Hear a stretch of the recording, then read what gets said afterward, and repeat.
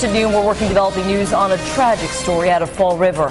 The Pinpoint News Tracker will take you to Tecumseh Street in Fall River. That's where firefighters remain on the scene of a deadly fire. The victim, a 4-year-old girl. And the story was just breaking on Eyewitness News this morning, and now we've learned that Kayara Graham was killed when the flames broke out just before 4 this morning. And now Kayara's mom is fighting for her life at Rhode Island Hospital. Eyewitness News reporter Danielle North is live at the scene in Fall River with new details on this tragedy. This was really such a horrible, dangerous fire here in Fall River, and we're told from some of the tenants who were inside that the flames moved so quickly that they tried to help a screaming mother rescue her 4-year-old daughter, but the fire was just so intense, so fast, that no one could go back inside. We heard a lady screaming for help, and trying to take her daughter out. Families inside this 3-story home on Tecumseh Street woke up to the sounds of a mother desperate for help.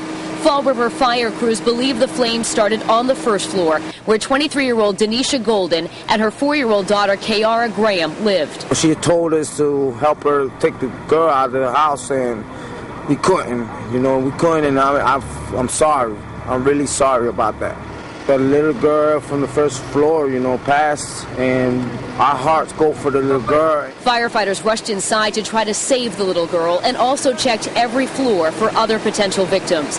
The fire chief tells us at least 2 of his firefighters and a city police officer were injured. At one point, a firefighter had to be rescued from the 3rd floor after he was trapped inside. My officers on the scene that affected that rescue, one of them was burned, as was a police officer initially on the scene.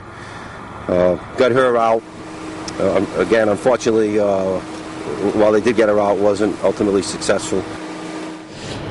And as we take you back live to the scene here in Fall River, investigators do remain on the scene at this noon hour. You can see some heavy equipment has been brought in because we have learned from the fire department that the building has been deemed unsafe and will likely be torn down later today. Now, all the firefighters that we mentioned in our piece today that were injured have been treated and released from area hospitals, as well as the police officer.